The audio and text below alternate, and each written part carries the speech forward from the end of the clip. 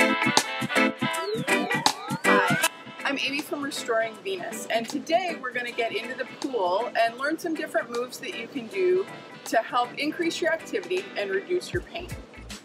I want you to know that I'm a wellness coach specializing in pain, and that I am a former Division I swimmer. I've taught swim lessons, aerobics classes, mommy and me classes, so I'm quite familiar with the water, and I hope that you'll enjoy it too.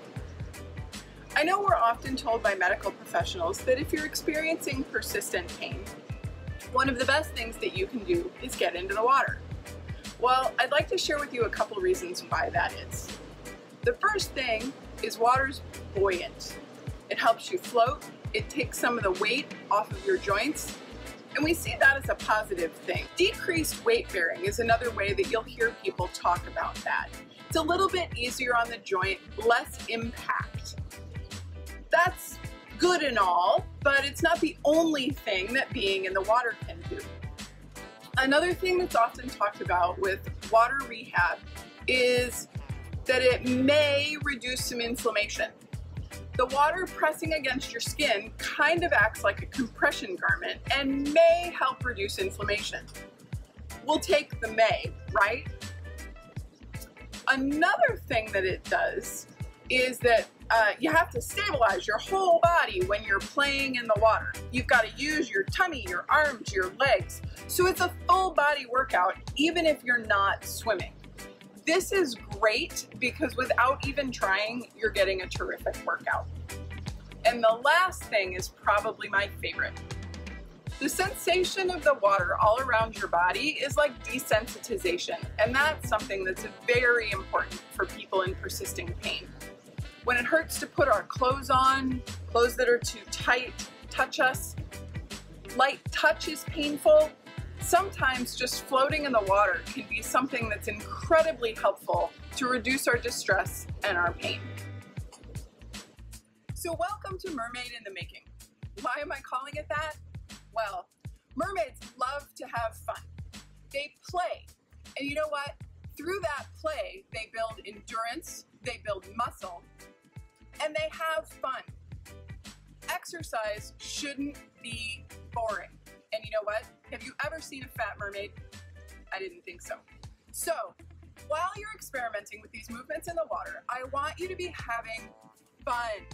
Exercise should be fun. So, find some water, let's get in and be mermaids.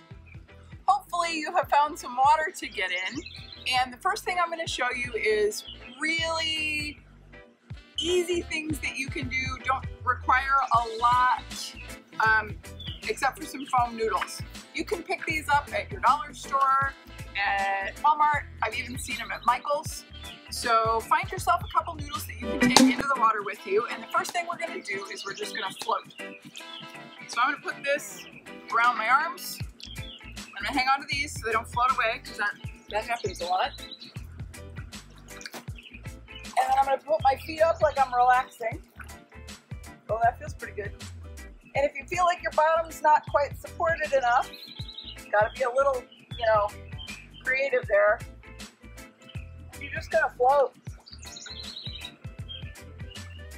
You can really float as long as you want like this. A lot of the time the water just kind of around you feels really good. Obviously you want to relax, so you might want to put your head back.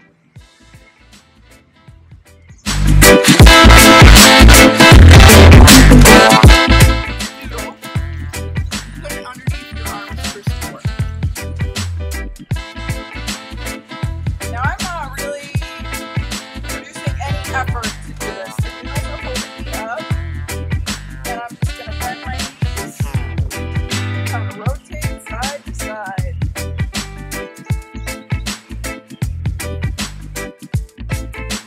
Now I know everybody's watching this thinking, how many times? And you know what? Mermaids do not count. They are all about fun. So do it until you don't want to. And then switch to something else. Bring in one leg up. And you're just going to draw a leg up, put it back down. Now the nice thing is you can use your hands to help you float. use your tummy muscles. And then let's bring both legs up.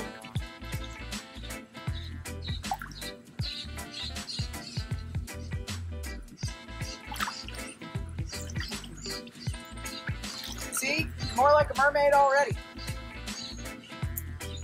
Then we can kick with bent knees, kind of like you're riding a bicycle in the water.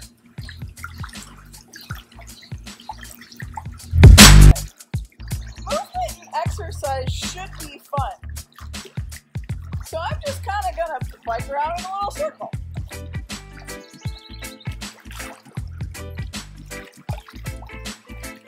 Play with movement while you're in the water. And then, if you want to be more swimmery, straighten your knees. See if you can make splashes on top of the water, or for a little bit more resistance, go underneath. And if you really want to feel like a mermaid, you can give a little mermaid kick.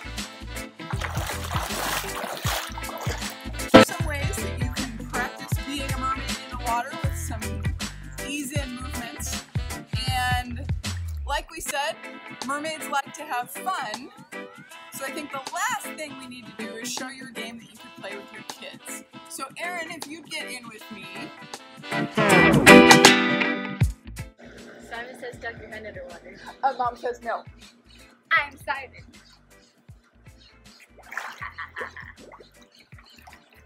Simon says